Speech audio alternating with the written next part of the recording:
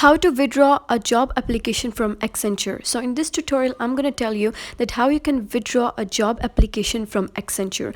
So if you have accidentally applied to any job on Accenture, no need to worry, because I'm going to tell you how you can withdraw that.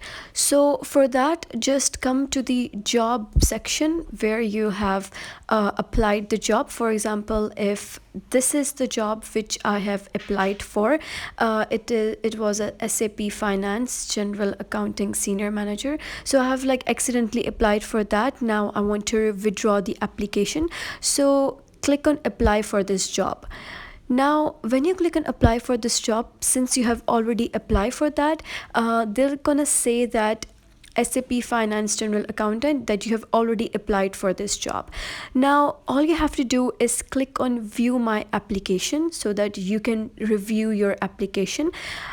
Once you click on that, you will be redirected here. Scroll down, and here you'll be able to see your application under my applications. So this is the job title, job requirement, and the application status. So it is application received. Now this is the date submitted. Now you have to withdraw this application. For this, click on these three dots on action. You can either view application or withdraw application. You have to withdraw, so click on withdraw application.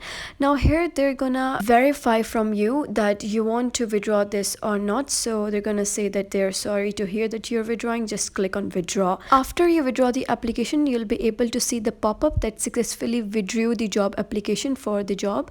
After that, come up and just give this page a reload.